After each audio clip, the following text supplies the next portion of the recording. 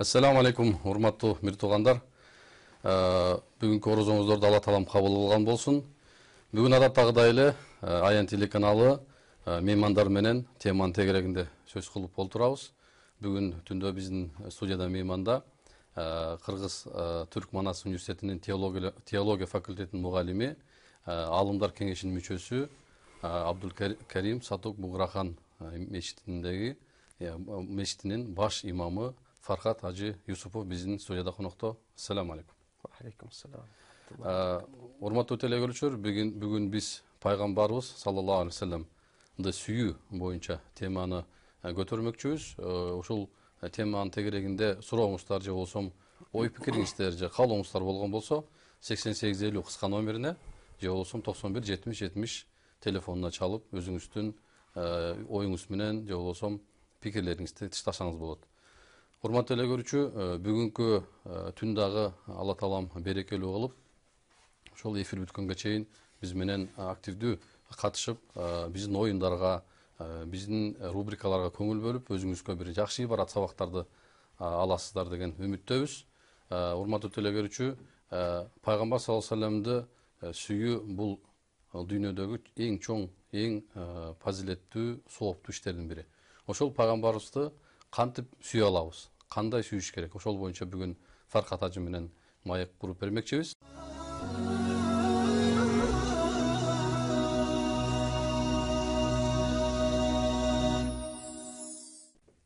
Ассаламу алейкум.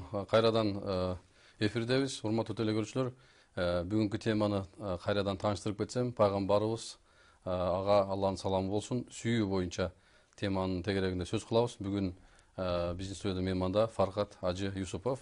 Ассаламу алейкум. Алейкум ассалам. Фархат ажы эми пайгамбар саллаллаху алейхи вассалам сүйүүнү көптөгөн алымдар, көптөгөн ушундай бир коомдук ишмерлер, дин таануучулар түшүндүрүлө келатат. Мечиттерде деле, көп тилдерде деле, башка мамлекеттерде пайгамбарыбыз кандай сүйүш керек. Бирок пайгамбар саллаллаху алейхи вассалам сүйүү кандай болуш керектигин дагы да кайталап, дагы да сүйүүбүз күчөш үчүн бүгүн атайын эфир кылып олтурабыз. Бүгүн студияга келип бериңизге Алла разы болсун сизге. Кармаган орунуңуздарды кабыл кылсын. Биринчиден сүйүү деген эмнени тактап алсак, андан кийин анан темага тереңирээк кирсек. Ушу сүйүүнү кантип түшүнсөк болот? Аузу биллахи минеш шайтанир раджим. Бисмиллахир рахманир рахим. Элхамдулиллахи раббил аламин. والصلاة والسلام على رسولنا محمد وعلى آله وأصحابه أجمعين. اللهم ربنا تقبل منا هذه الليلة يا ربنا إنك واجعله مباركا. Birinciden урматтуу телекөрүүчүлөр, Алла Таала орозобузду кабыл кылсын. Алла Таала бул Рамазан айыбызды өзүнүн ыраазылыгына алып бара турган бир ай катары бизге иншалла орозобузду кармаган насип кылсын иншалла. Бүгүнкү темабыз албетте аябай маанилүү бир тема. Маанилүүлүгү кайсы жерде? Билесиңер, Алла Таала Адам алейхиссалам жараткандан кийин обоюнубузду жаратат. Анан экөөнү бейишке жайгаштырат. Бейишке жайгаштыргандан кийин Алла субханаху ва таала бир даракка жакындоону эмне кылат? Тыюу салат. Бирок шайтан алейхиланын азгыруусу менен даракка жакындашат. Жакындагандан кийин бир тыюуну Алла Таала бир тыюу салган болсо, ошол эң башты кылып, башка айтканда Алла Тааланын тыйган нерсесине өздөрүн тыйбай, ошол нерсеге умтулушаттагын Алла Таалага карата бир күнөө кылышкан болуп эсептелет.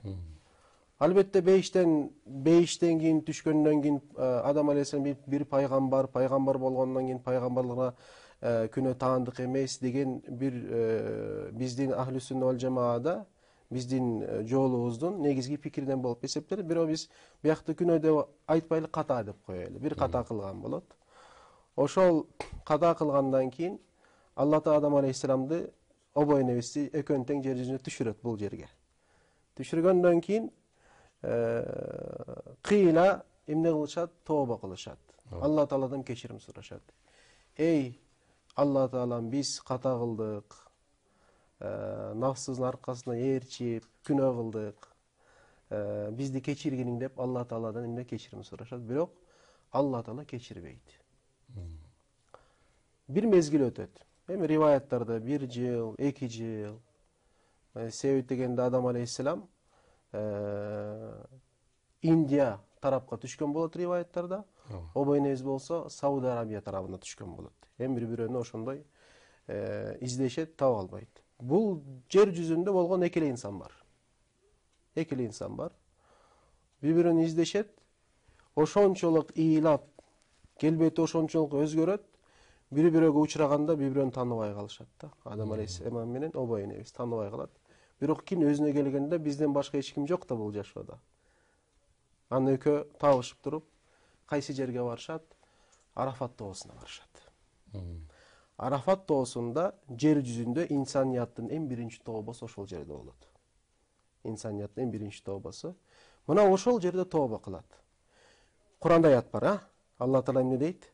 Фаталакка Адаму мин раббихи калиматин фатаба алейхи иннаху хуат-таввабур рахим.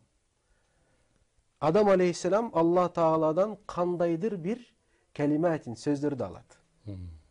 Oşol sözleri de alıp durup ilham arkulu, vahiy arkulu dep aytsak da bolat. Oşol sözleri de koldomganda fataba aleyhi. Daro. Allah Taala emne kılat?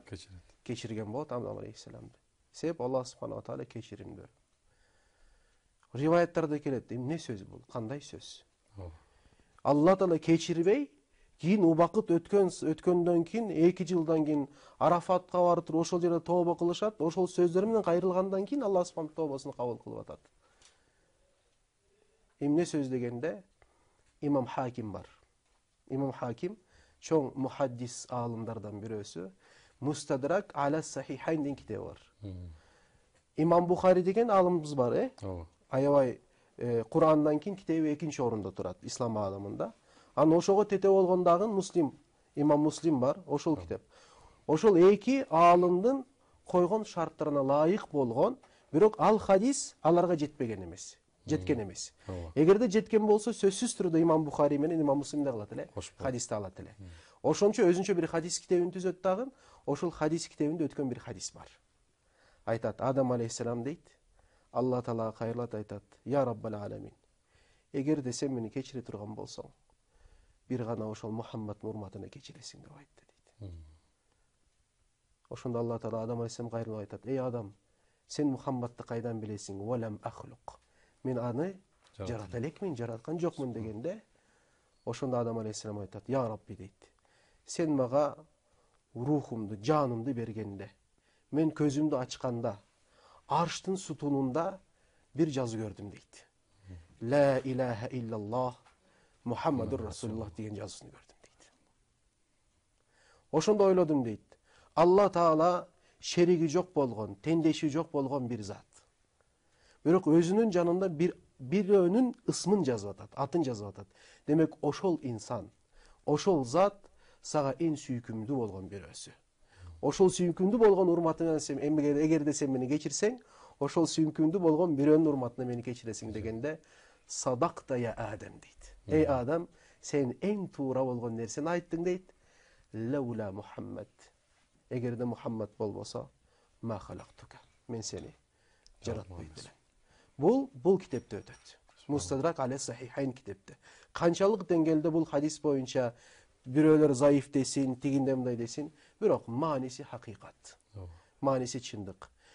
Демек, инсаният боло элек. Bir gana Adam Aleyhisselam var. Bir gana Obойнез var. Ошондо да ошол Muhammed деген бирөөнүн атына урматына Алла Таала кечирген болуп атса Адам Aleyhisselam'ды биз кимбиз? Биз ким? Биз биринчиден Пайгамбар саллаллаху алейхи вассалам түзмө-түз үммөтү болуп эсептелебиз. Бул чоң бир шарапат бизге. Ошондой шарапат болгондон кийин биз эң биринчи Muhammed ким экен? Анан сүйүү маселеси. Сүйүү эмне? Muhammed sallallahu aleyhi ve sellem карата сүйүү кандай болуш керек? Сүйүүнүн маңызы эмне?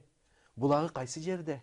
Деген нерселерди түшүнбөсөк, чындыгында үммөт болуунун акысын бере албайбыз деп ойлойм. Бул мен өз жеке пикирим болуп эсептелет да.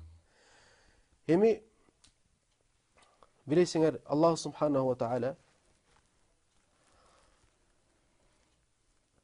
хадис кудси бар. Кунту канзан махфиян фаарадту ан ухбаб. Же болбосо ан укшаф деген хадис бар. Мен дейт, эмне купуя бир казына элем дейт Алла Таала. Кааладым эмне мени таанышсын. Кааладым мени сүйүшсүн. Бул хадистин маңызында Аллах субханаху ва тааля бүткүл ааламды жаратты. Ааламдын ичинде эң жогору даражадагы акылды кылып, өзүнө жакын кылып бир ааламды жаратты, инсаният ааламы. Бул биз. Бизге акыл берди. Акылды башкара турган жүрөк берди. Шариатта акыл жүрөктү башкарбайт. Шариатта канчалык деңгээлде философтор, башкалар акылдын баягы орусчасы приоритетность деп коебуз. Акыл жогору туруш керек, акыл биринчи орунда болуш керек, акыл бүт нерсени башкарыш керек, акыл жооп берсе туура болот, жооп бербесе туура болуп койт деген нерсени эметишет дагы жок.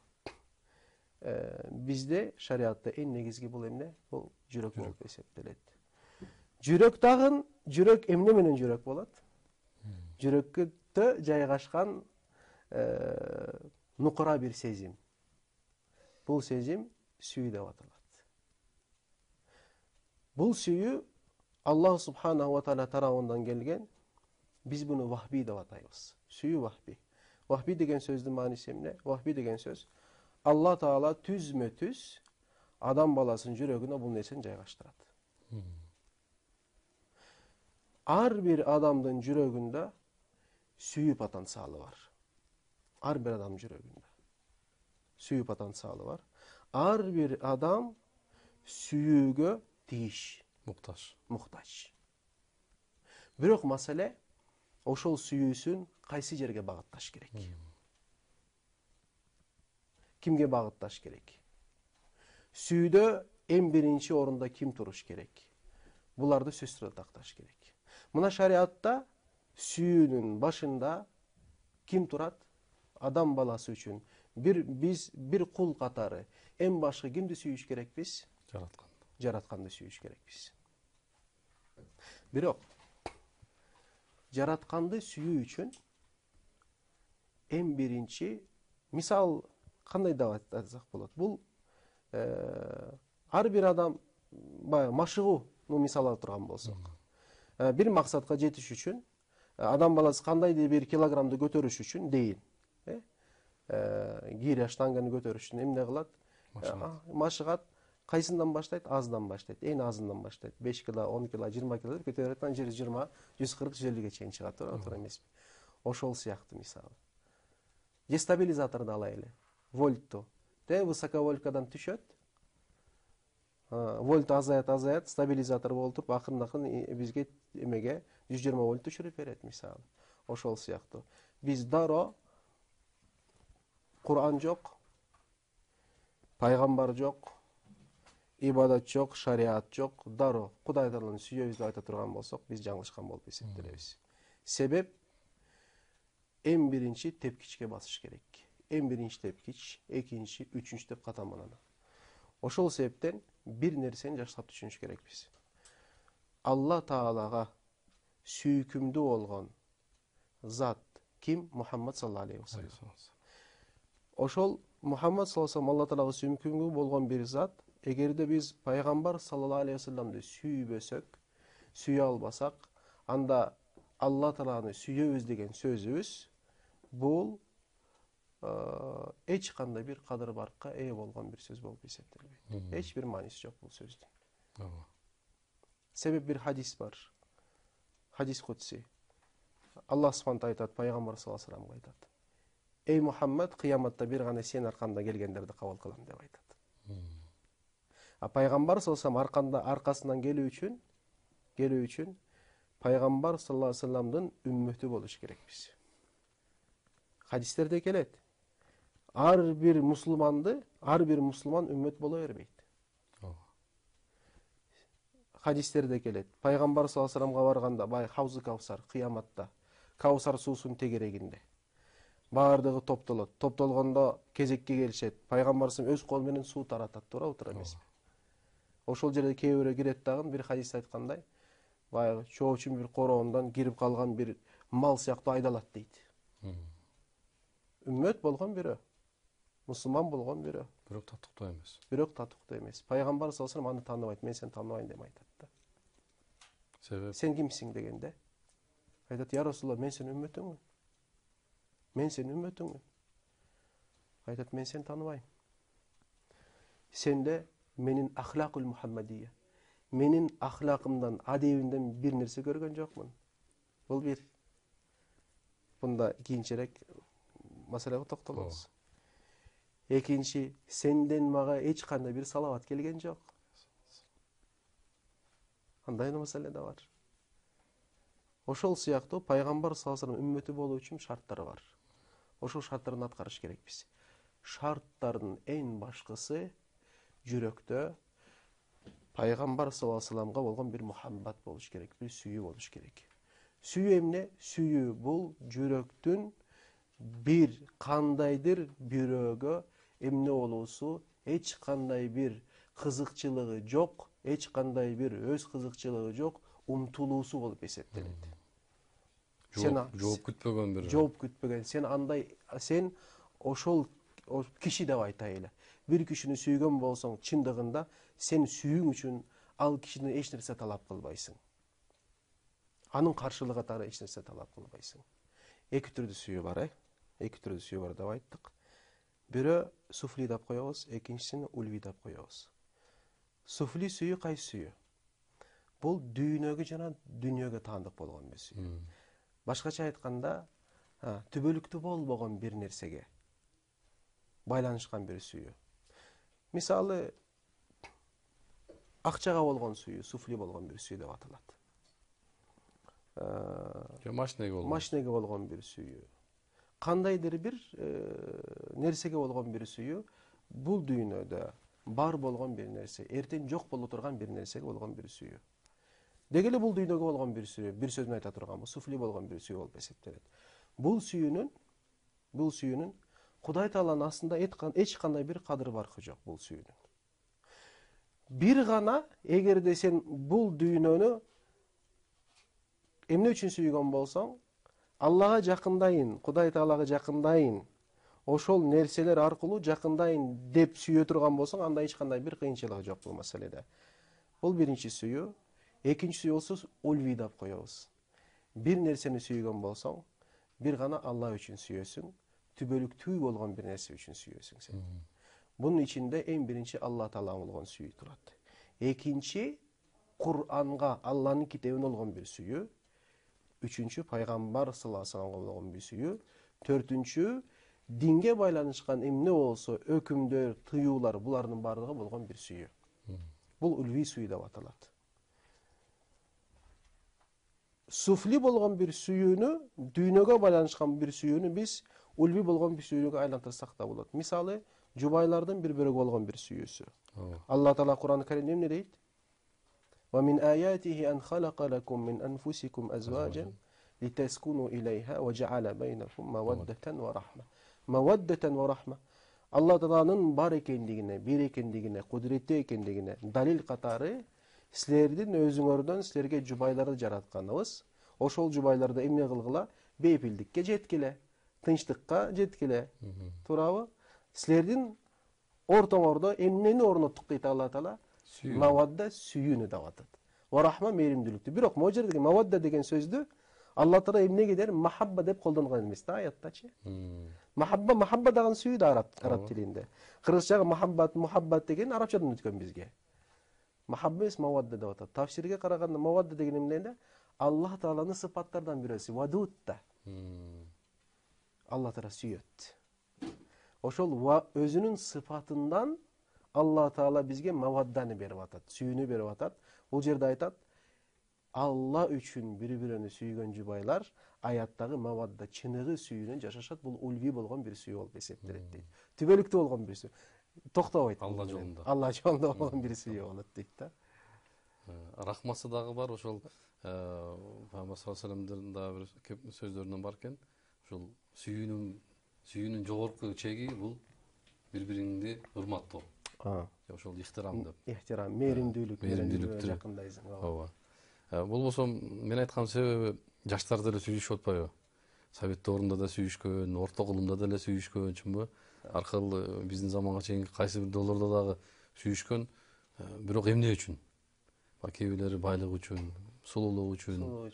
Бирок биз дагы ошонун баардыгын камтыйбыз дагы, бирок эң негизгиси ошол алган жубайы менен бул дүйнөдөн чектелбестен сүйүп, анан акыретте дагы сүйүүбүз улансын деген жакшы ниеттер менен. Ошол себептен баягы нике кыйылган учурда эң биринчи башкы шарттардын эмне? Түбөлүктүү ниет кылыш керек. Түбөлүктүүлүк шарт болуп эсептелет. Убактылуу эгерде ниет кылган болсо, ниети дурус болуп эсептелбейт шариятта. Ортодон үзүлүп калышы мүмкүн. Үзүлүп калышында, үзүлүп калышы эмес, башынан никеси туура эмес болуп калат. Никеси кабыл болбойт, сахих болбойт, туура болуп эсептелбейт. Эгерде убактылуу болсо, мисалы. Ошол себептен 4 мазхаб боюнча билесиңер, баягы убактылуу нике харам болуп эсептелет. Жайызы, уруксаты жок. Канчалык деңгээлде шиалар аткарса дагы биз буга тыюу салабыз. Ачык айкын бул зина менен барабар болуп эсептелет. Эми бияка кирип эле коелу, сүйүү маселесине кайра кайтсак жакшыраак. Эми Пайгамбар саллаллаху алейхи вассаламды ушул биз чындыгында билип алдык да, баягы жөн эле мына пайгамбар бар, ушуну сүйгүлө. Турган турпаты менен калтырган сүннөттөрүн сүйгүлө деп айткандан мурда биз жакшы бир эме кылып алдык да, түшүндүрүп алдык. Эми демек эки түрдүү сүйүү бар деп айттык, Пайгамбар саллаллаху алейхи вассаламга болгон сүйүү кайсы категорияга кирет? Баягы ульви түбөлүктүүлүк үчүн. Алла Таала сүй деп буйрук берип атат бизге. Кайсы жерде Кур'ан-ы Каримде көп аяттарда мындай нерсе бар. Мисалы, Пайгамбар саллаллаху алейхи вассалам кадыр баркын көрсөтүш үчүн Алла Таала эч бир жөнөкөй болгон бир нерсеге касам ичпейт. Жөнөкөй болгон бир нерсеге Алла Таала касам ичпейт. Мисалы, Кур'анды ачып көрсөңөр, Алла Таала касам ичкен жерлердин бардыгы аябай маанилүү болгон бир жерлер. Же мындай карасаң, ааламга касам ичкен болот Алла Таала. Күнгө, асманга, убакытка. Иши кылып Алла Тааланын бир нерсеге касам ичкен болсо, ал жерде эки маани бар. Биринчи мааниси, эң биринчи мааниси, ошол касам ичилген нерсенин аябай улуу бир нерсе экенин көрсөтүшү. Бул биринчи мааниси. Экинчи мааниси эмне? Ошол касамдан кийин келе турган маңыз. Маңыз. Ошонун маанисин көтөрүш үчүн Алла Таала касам ичкен болот. Эч бир инсанга Алла Таала касам ичкен жок. Кур'ан-ы Каримде бирок Пайгамбар саллаллаху алейхи вассаламдын өмүрүнө Алла Таала касам ичип атат. Ла амрук дейт Кур'анда. Ла амрук. Эй Мухаммад, эй сүйүктүм, мен сенин өмүрүңө касам ичем деп айтат. Демек пайгамбардын өмүрү жөнөкөй бир өмүр эмес. Жөнөкөй бир өмүр эмес. Эгерде пайгамбар саллаллаху алейхи вассалам тарыхын окуй турган болсок, пайгамбар саллаллаху алейхи вассалам көлүүсү чоң бир мужиза. Пайгамбар саллаллаху алейхи вассалам кетүүсү чоң бир мужиза. Пайгамбар саллаллаху алейхи вассалам жашоодо болуусу чоң бир мужиза. Пайгамбар саллаллаху алейхи вассалам себеп, Пайгамбар саллаллаху алейхи вассалам рахмат, меримдүүлүк. Меримдүүлүк сүйүүсүз болбойт. Меримдүүлүк сүйүүсүз болбойт. Алла Таала Пайгамбар саллаллаху алейхи вассаламга кайрылып айтат. Эй Мухаммад, эгерде сен катуу жүрөктүү болсоң, анда сенин тегерегиндеги сахабаларың качып кетишет эле дейт да. Пайгамбар саллаллаху алейхи вассалам аябай жумшак болгон. Биз үммөтпүз. Биз пайгамбардын үммөтүбүз. Кандай үммөтүбүз? Musa aleyhisselam rivayette айтат. Musa aleyhisselam Алла Таалага дуа кылган экен. Эй Аллам, эй Кудайым, мени ошол акыркы пайгамбардын үммөтү катары кылгын деп дуа кылган экен. Кандай чоң шарапат бизге? Алла Таала бизден сураган эмес. Сен пайгамбардын үммөтү болууну каалайсыңбы же каалабайсың деп. Кудай Таала бизге насип кылыптыр. Биз пайгамбар салсын бир үммөтү болгон экенбиз. Үммөт дагы биз бүткүл пайгамбарлардын арасындагы пайгамбарлардын үммөттөрүн арасындагы биз эң жакшы, эң жогорку даражадагы үммөт болуп эсептелебиз. Кунтум хайра умматин ухриджат линнас. Силер инсандарга берилген, инсандардын арасына чыгарылган, ортого чыгарылган эң татыктуу, эң жакшы, эң кадыр баркуу бир үммөтсүңөр дейт. Эмне биз менен эң жакшы үммөтбүз? Мен Фархат болгондугум үчүнбү? Фархат ажы, жакшы сөздөргө келдик.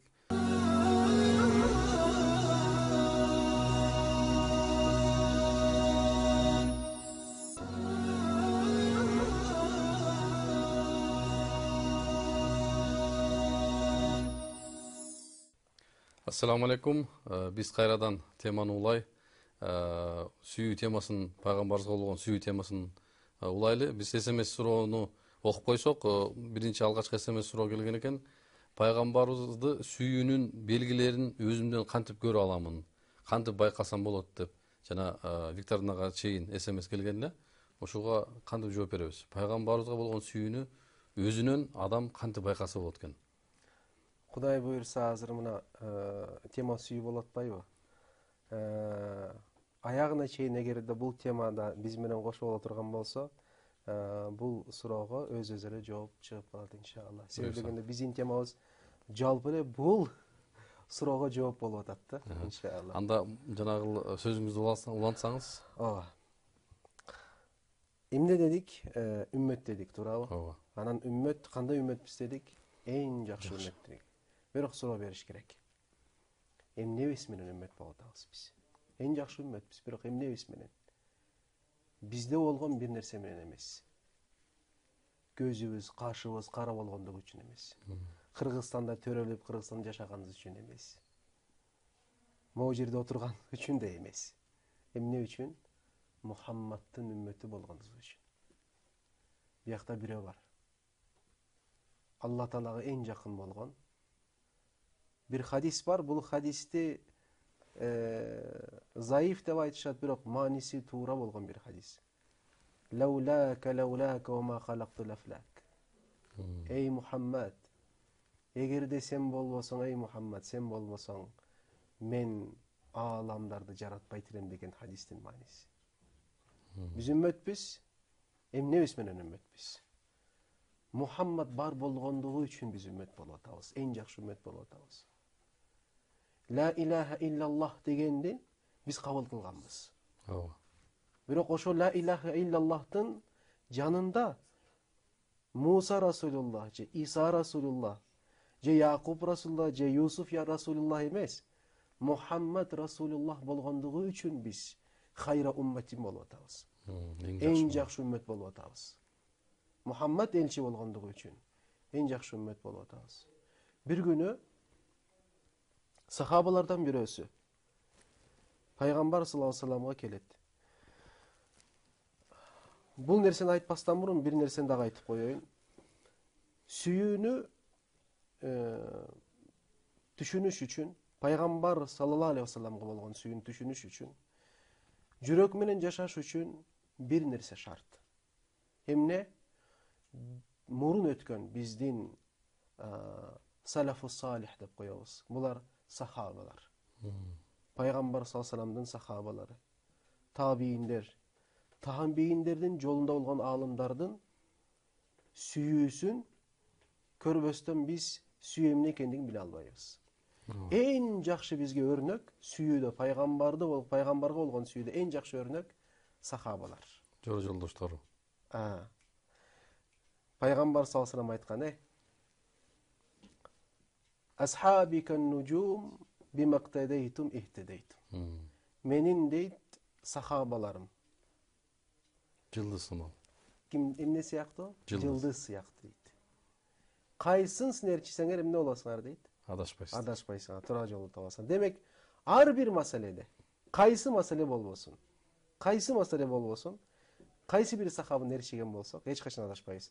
Demek süyü meselesinde dağı kimler erişkiler ekenmiz? Sahabalar erişkiler eken. Бирок Farkat Hacı, hazır algaçkı telefonduk байланыш бар экен, күттүрбөй алып койсок. болот inşallah. Урматтуу телекөрүүчү, сизди угуп жатабыз. Өзүңүздү тааныштырып, Farkat Hacыга же болбосо тема боюнча сурооңузду бериңиz.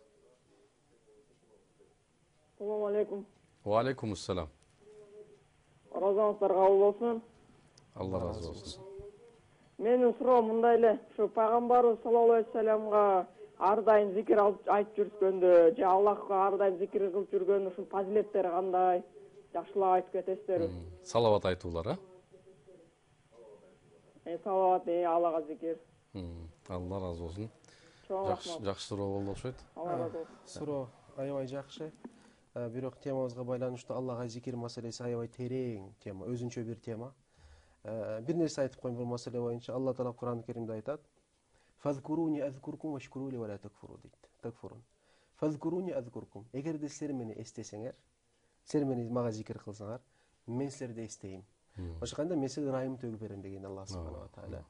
Вашкурули, ошо менен бирге мага шүгүр келтиргиле, ва ла такфурун, эң баштык кылбагыла. Мени чекке какпагыла. Мени кабыл кылбай койбогула. Алла Таала айтат. Башка бир аятта Алла Субханаху айтат: "Я эйюхаллазина аману зкуруллаха зикран касира." Ey Allah'a iman keltirgenler, Allah Teala'ga daima jana köp san biyaktamayız. Kethira sandı bilgizet. Köp sandı Allah Teala'nı estegile degen ayat var. Demek daima Allah Teala'nı köp sandı esteş gerek biz.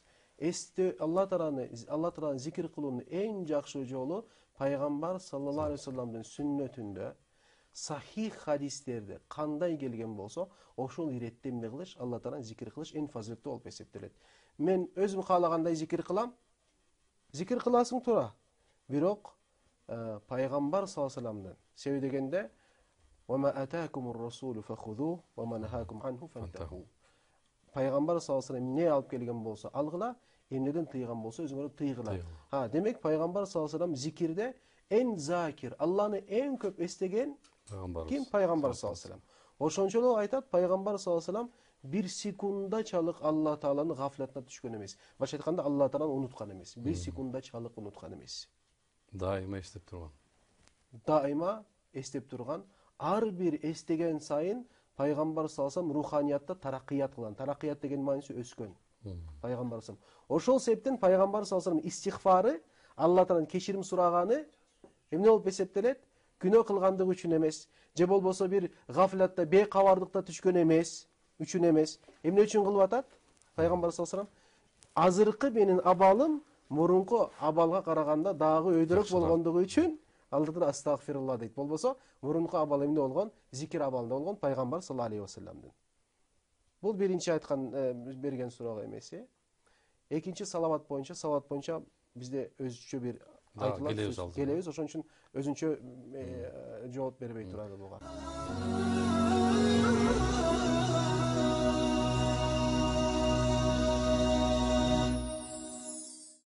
Студиябыздын коногу болгон биздин сүйүктүү устазыбыз Фархат Уста, сизге кайрылсак, хадистин башталышында ушундай келип атат да: садага берүү эч убакта мал мүлктү кемиткен эмес дейт да устаз. Бирок бул нерсени адам жашоосуна алып келип туруп, математикалык эсепке салып туруп, анан кандай деңгээлде буга карама каршы ой келиши мүмкүн. Мисалы үчүн чөнтөгүндө 1000 сом бар, бирөөгө садака 500 сом берейин десе, математика аны 500 сом чөнтөгүндө калат деп азайтып көрсөтүп атпайбы? Бунун мааниси кандай? Кыскача бир чечмелеп берсеңиз. Bismillahirrahmanirrahim. Бул жерде эң негизгиси мал мүлккө кемитпейт деген мааниси акиретте ала турган соогу бул колунда болгон мал мүлктөн да көбүрөөк болот деген маанисинде. Бул биринчи. Экинчиси болсо мал мүлккө кемитпейт дегендин мааниси эң негизгиси мал мүлктүн өлчөмү маанилүү эмес бул жерде. Мал мүлкүн алып келген береке маанилүү бул жерде. Ошол себептен мисалы ошо окшогон хадистер бар. Садака берген өмүрдү эмне кылат дейт? Узартат дейт. Узартат деген сөз кайсы мааниде? Мисалы 60 жыл жашай турган бир киши садака берген болсо 80 жыл жашайт деген маанисинде. Жок. Себеп дегенде башка хадистер бар. Хадисте айтылган, эмне деп айтылган хадистерде? Ажал белгилүү. Ажалу мусамма деп Кур'ан-ы Каримде. Фаиза жаа ажалухум ла ястахируна саатан ва ла ястахдимун. Ажал белгилүү, ошол ажал убактысы келгенде ажал кетет. Бирок бул жерде айтат 60 жыл жашаган киши садака берген, 60 жыл жашаш керек. 60 жылдан кийин 60 жылга толгондо жаны алынат, ажал келет.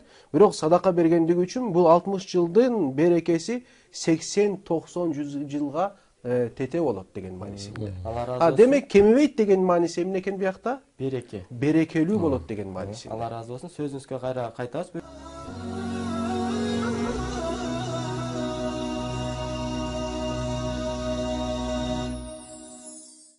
Ал эми жооп келгенге чейинки аралыкта биз сүйүктүү устазыбыз Фархат ажы сизге кайрылсак, ушул бардыгыбыз үмүт кылганыбыз бейиш, коркконубуз дозок да. Ал эми бул жакта дозокко кирбейт деп атпайбы? Ушул дозок боюнча кыскача бир айтып берсеңиз, ушул дозоктун мүнөздөмөсү боюнча кыскача. Ал эмне деген жер? Дозоктун мүнөздөмөсү 1-2 мүнөттө мүмкүн эмес, биринчиден. Кыска жер. Бирок бир нерсе айта турган болсок, эң негизгиси ошол теле көрүүчүнүн биле турган бир нерсеси бар. Акидавий жагы. Ишеним жагы. Тозок тууралуу тозок жаратылган, бейиш жаратылган. Азыр тозокта бар, азыркы мезгилде тозок бар, азыркы мезгилде бейиш бар. Буга биз чын көңүлдөн ишениш керекпиз. Ким тозок жаратыла элек, тозок кийин жаратылат, тозок болот же болбойт дей турган ишенимде боло турган инсан дароо же динден чыгып кетет, Кудай сактасын, же болбосо адашкандардан болуп эсептелет. Ал эми адашкандардын бара турган жайы акыры кайсы жер болот? Баягы тозок болот да. Сөзсүз буну билиш керекпиз биринчиден. Тозоктун даракалары бар, бейиштин даражалары бар. Даража өйдөгө кетет, дарака ылдыйга кетет. Тозоктун эң баягы оту күчтүү болгону эң ылдыйкы дарака болуп эсептелет. Ылдыйкы дарака оту кара болот, аябай. Оту кара болот. Ошол оту кара болгон тозоктун түйүндө мунафыктар менен кафырлар күйөт.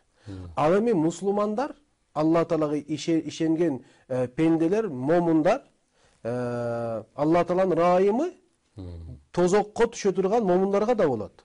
Аларды Алла Таала тозоктун эң өйдөңкү даракасында жеңилирээк болгон жерде азаптайт. Эң өйдөңкүсү азаптайт. Бирок тозоктун түтүнү бул жашоонун оту менен барабар болуп эсептелет. Тозокто оттун түтүн эле. От эмес, күчтүүлүк жагы. Аллах сактасын. Бир гана от менен эмес, тозок катуу суук менен дагы болот. Катуу замхарир деген суук бар. Ошо менен дагы азапталат. Эми кыскача бере турган маалымат бул да. Аллах сактасын. Баарыбызды бешке киргенге Аллах Таала насип кылсын. Бешке кире турган амалдарды кылуучулардан кылсын, пайгамбарыбызды ээрчүүчү, сүйүүчүлөрдөн кылсын деп бизге келген жоопко үңүлөбүз. Дуа бул мусулмандын куралы дейт устаз, Ушул дуа боюнча бир кыскача пайгамбарыбыздан осуят айтып бериңиз, анан кийинки жоопторго дагы кезек беребиз. Дуа тууралуу. Пайгамбар саллаллаху алейхи вассалам бир хадисинде айтат, ошол дуа тууралуу. Ад-дуа мухул ибада дейт. Дуа бул ибадаттын өзөгү. Ооба. Дуа бул ибадаттын өзөгү. Өзөк деген эмне? Аллах субханаху ва таала Кур'ан-ы Каримде айтат: "Кул ма я'бау бикум рабби лаула дуаукум." Эгерде силердин дуаңар болбосо, Алла Таала силерди эмне деп барктасын дейт. Демек инсанды, адамды Кудай Тааласында кул болгон, пенде болгон адамды Кудай Тааласында пенде кылган анын эмнеси болуп атат? Дуасы болуп атат. Ошол себептен дуа мухул ибада деп айтат. Кулчулуктун өзөгү болуп эсептелет. Алла разы болсун.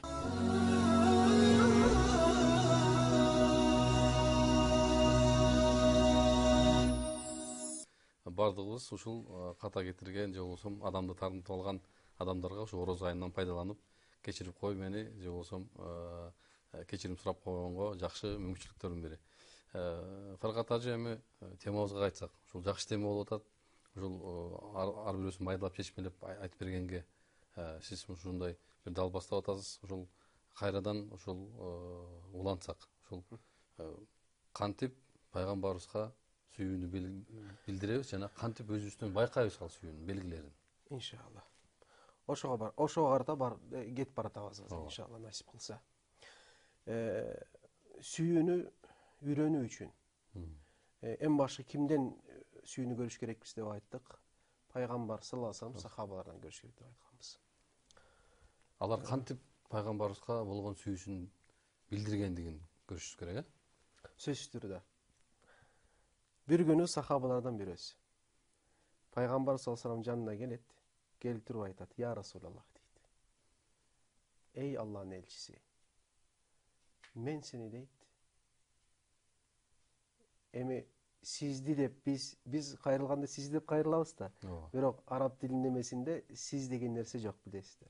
Arap dili bilen seni dep aytat көбүнчө. Ошон үчүн biz seni dep котора беребиz, бирок бул урматсыздык маанисинде эмес. Biz болгондой эле которуп атабыз. Мен сени аябай сүйөм деп айтат. Айтканда пайгамбар саллаллаху алейхи ва саллям унчукпай коет. Унчукпай коет, бир мезгилден кийин, бир аздан кийин аят түшөт. Ali İmran surесүнүн 31 ayat. Allah Teala ne deydi? Kul aytqının ey sүйüktüm, ey Muhammed. İn kuntum tuhibbunallaha, egerde çındığında Allah Taala'nı sүйгөн bolsaňar. Жооп келип атат, карасаңар. Сахаба келип эмне дейт? Я Расулалла, мен сени сүйөм деп атат. Бирок Алла Таала айтат, эгерде силер Алланы сүйөм десеңер деп жооп келип атат. Эмнеге? Себеп пайгамбарды сүйүү деген сөз Алланы сүйүү деген сөз. Бүттү. Шарт. Ким Алланы сүйөм дей турган болсо, мен жаратканды сүйөм дей турган болсо, сөзсүз түрдө пайгамбарды сүйүш керек. Ошол себептен алымдардын бардыгы ижма кылышкан. Ижма деген сөз бардыгы бир пикирде, бир ооз менен айтышты. Эмне деп айтышты? Пайгамбар Мухаммадты сүйүү фарду айн деп айтышты. Фарз айн деген эмне? Ар бир мусулмандын моюнда болгон бир милдет. 5 убакыт намаз кандай бир парз болсо. Азыр Рамазан айындабыз, орозо кармоо кандай парз болгон болсо, байларга зекет берүү кандай парз болгон болсо, ажылыкка баруу кандай парз болгон болсо, пайгамбар саллаллаху алейхи ва салламды сүйүү дагы ошондой парз болуп эсептелет. Кул ин кунтум тухиббуналлаха. Эгерде Аллах Тааланы сүйгөн болсоңар, фаттабиуни. Айт эй Мухаммад саллаллаху алейхи ва саллам. Кимге айт? Үммөтүңө айт. Кимге айт? Эң биринчи ирет баягы сахабага айт. Мен сени сүйөм деп аткан сахаба айт. Экинчи ирет ошол сахабалардын катарында болгон башка сахабаларга айт. Үчүнчү ирет кыяматка чейин ким келе турган болсо, мусулмандарга. Кайсы мусулман келе турса, үммөттүн баарына айт деген сөз. Фаттабиуни. Мени эрчигиле. Мени эрчигиле. Мени эрчигиле дегендин мааниси аябай терең да. Себеп эрчүү бир гана сүйүү менен болот. Сүйүүсүз эрчүү болуп эсептелбейт. Ошон үчүн бир эреже бар. Айтат: "Kullu mahbubin matbu'in wa laysa kullu matbu'in bi mahbubin." Ereje aябай маанилүү бир эреже. Ар бир сүйүлгөн ээрчилет, бирок ар бир ээрчилген сүйүлбөйт. Фаттабиуни де бул жерде максат ээрчүү эмес. Максат сүйүү. Себеп сен сүйсөң пайгамбарды ошондо ээрчийсиң. Себеп пайгамбар саллаллаху алейхи ва салламды ээрчип сүйбөгөндөр да болот. Эгерде пайгамбар саллаллаху алейхи ва салламды ээрчип сүйбөгөндөр булар кыяматта хусран, зыянга учурашат. Кимдер сыяктуу? Пайгамбар саллаллаху алейхи ва салламга bir күнү bir kişi келет. Толугу менен пайгамбар саллаллаху алейхи ва салламды ээрчиген bir kişi. Сакалы узун, колунда мисвак, бетинден дараттын суусу тамчылап жатат. Намаздарын таштабайт. Айтылат, көздөрү кызарган дейт. Баягы уйкусуз калып, тахажжудту таштабай, көздөрү кызарып кеткен. Мисалы бизде азыр мына мусулмандардын баардык көзү кызарып турат. Себеби эмне? Азыр Рамазанда көбүнчө тахажжуд намазын окушат. Тура эмеспи? Чекесинде саждынын изи бар. Бирок пайгамбар саллаллаху алейхи ва саллям келип туруп эмне кылат? Эй Расул, эй пайгамбар, сен адалетсиздик кылып атасың деген bir сөздү айтат. Айтат дагы, менин пайгамбардыгымда 7 кабат асмандан буйрук келгендиги үчүн дейт. Келген, сен ошого ишенбей туруп, мени адалетсиздик менен күнөөлөп атасың дегенде пайгамбар айтат дагы, тиги кайрылып кетип калат. Ошондо пайгамбар саллаллаху алейхи ва саллям айтат. Мен үммөтүмдөн кээ бирөөлөр болот, бул адам сыяктуу деп айтат пайгамбар саллаллаху алейхи ва саллям. Булар дейт, ок жаадан кандай алыстыкка, кандай ылдамдыкта алыстаган сыяктуу дейт, булар исламдан, динден чыгып кетишет деген хадис бар. Караңыздар, исламдын динден чыгып кетет деп атат. Бирок ошо менен бирге толугу менен ээрчиген пайгамбарды. Демек, ээрчүүнүн түйүндө мухаббат, сүйүү болуш керек. Ошол себептен сахабалардын бирөөсү келет, пайгамбар саллаллаху алейхи ва салламга айтат: "Я Расулуллах, мен ыйлайт." Сахабалардын бирөөсү келип ыйлайт. Көптөгөн риваяттар бар. Мисалы риваяттардан бирөөсү бул Абдуллах ибн Зейд радиаллаху анху. Абдуллах ибн Зейд радиаллаху анху bir күнү келет. Пайгамбар саллаллаху алейхи ва салламга айтат: "Я Расулуллах" дейт. "Мен сени өзүмдөн, жанымдан, малымдан, бала чакамдан, эмнем барса бардыгынан сени артык сүйөм" деп айтат. Бир аз мезгил өткөндөн кийин пайгамбар саллаллаху алейхи ва салламга кайрылып, бул сөздү айткандан кийин ыйлайт. Көздөн жаш тамчыйт дагы. Пайгамбар саллаллаху алейхи ва саллям айтат: "Эй Зайд, эмне болду сага" дейт. "Эмнеге ыйлап атасың" дегенде айтат: "Я Расулуллах" дейт. "Биз түбөлүктө эмеспиз. Эртең сен да кетесиң, биз да кетебиз. Бирок Алла Таала сага дейт бейиште жер даярдап койгон.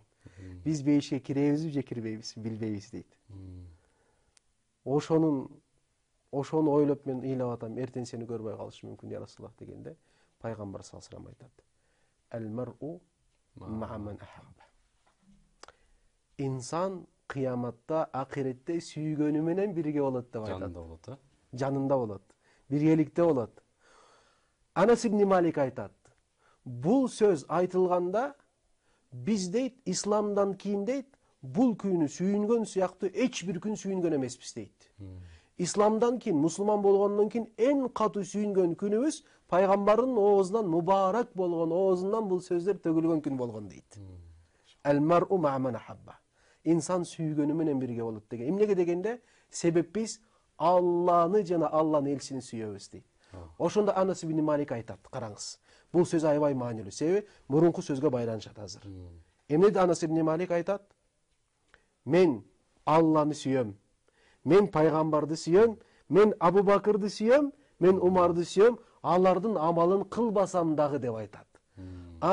Демек сүйүүдө толугу менен амал кылыш шарт эмес. Баягы келип туруп пайгамбарга урматсыздык кылып туруп, "Я Расулуллах, сен адалетсиздик кылып атасың, бирок амалы толук бар", Алла Таала айтат, бул динден чыгып кетет бул инсан дейт. Бирок бирөө бар, бир сахабы бар, атын унутуп калганмын атын. Кечиресиңер, алкаш болот. Ичип алат. Пайгамбар саллаллаху алейхи ва саллям алдына келет, пайгамбар айтат: "Я Расулуллах, ичип алдым" дейт. Пайгамбар саллаллаху алейхи ва саллям жазалап койгула дейт. Убакыт өтөт, дагы ичип алат дагы. Кайра кайталанат, дагы ичип алат, кайталанат. Анан bir күнү катуу сөгүшөт ал сахабаны. Сөккөндө пайгамбар ачууланып айтат: "Аны сөкпөгүлө" дейт. Анткени ал Алланы жана Алланын элчисин сүйөт деп айтат. Болбосо алкаш. Күнү түнү ичкен. Демек сүйүү бул башка бир нерсе. ооба.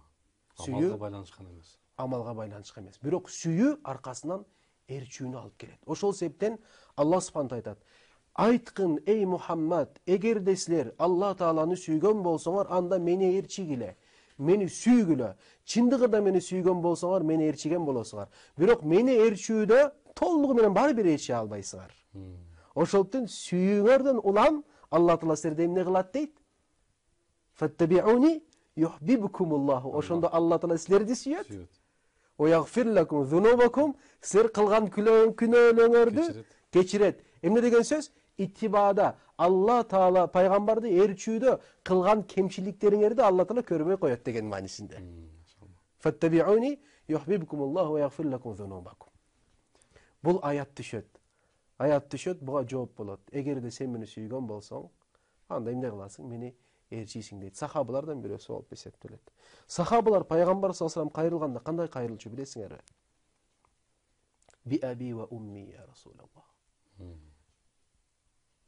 Менин жашоомдо мага эң маанилүү болгон бул жашоодо көзүмдүн кареги болгон инсан ким? Энем менен атам. Ошолорду эмне кылып атат сахабалар? Атам, энем, малым, мүлкүм сенин жолуңда курман болсун я Расулуллах деп айтышат. Ошончолук сүйүү күчтүү болгон. Би аби ва умми мааниси ошол. Курман, менин мал мүлкүм, ата энем сага эмне болсун, сенин жолуңда курман болсун дейт. Сахабалар пайгамбар саллаллаху алейхи ва салламды ошондой сүйүшчү.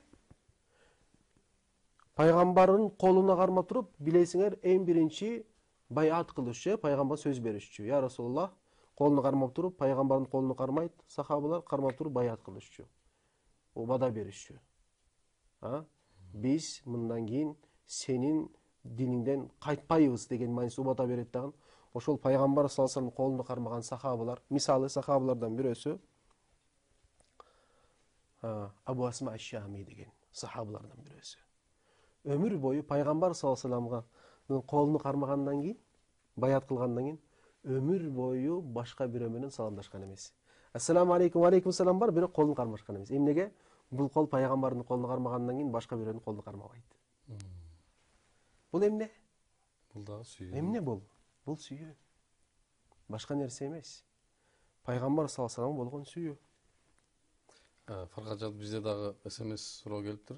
Ошол күтүп калбасын деп жооп берип коелу. Ассаламу алейкум дейт. Мавлид пайгамбар саллаллаху алейхи ва салламды сүйүүгө себеп боло алабы дейт. Мавлид өткөрүүбү же мавлидке катышуу? Кыскараак жооп берип койсоң.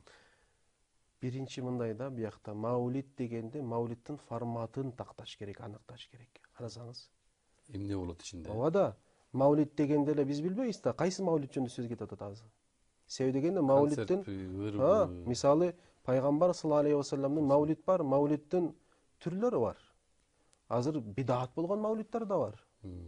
Туурабы? Бидаат деген сөз эми бидаат экиге бөлүнөт. Хасана деген сайя. Хасана болгон бидааттар ошо мавлидтер. Себеби дегенде Имам Суйути чоң мухаддис. Имам Суйути Hazretleri мавлид боюнча сөзү бар. Имам Ибн Хаджар Аскалани эң чоң мухаддистерден бирөөсү мавлидтин жакшы бир мавлид окутуу, мавлид өткөрүү жакшы бир эме деген сөздөрдү кептери бар бул чоң аалымдардан. Булар айтышкан мавлид пайгамбар саллаллаху алейхи ва салламга сүйүүнүн күчөйтүүгө себеп болот деп айтышкан. Бирок кайсы мавлидтен сөз кеп болду бул жерде? Кайсы жерде мусулмандар мечитте чогулуп Кур'ан окушат. Кур'ан окугандан кийин дастуркан жаят. Дастуркан жайгандан кийин пайгамбар саллаллаху алейхи ва салламдын сирасын окуйт. Сира деген өмүр баянын окуйт. Бир үзүндү окуйт. Ошо үзүндү окугандан кийин пайгамбар саллаллаху алейхи ва саллам жөнүндө сөздөр кептер болот. Ошол жерде салаваттар айтылат, дуалар болот дегенде мына ошол мавлидтен айтылат. Болбосо азыр мавлид деп туура эмес бир иш аракеттерди кылгандар эмес. Бул мавлид жөнүндө сөз кеп кылган эмес. Себеби дегенде шариаттын негизинде болуш керек. Шариаттын негизинде. Албетте мавлид биздин аалымдарыбыздын, мурунку классикалык аалымдарыбыздын айткан мавлиддин, өткөргөн мавлиддин сөзсүз түрдө жүрөгүбүзгө таасири болот. Пайгамбар саллаллаху алейхи ва саллам сүйүүгө түзмө-түз себеби болушу мүмкүн иншалла.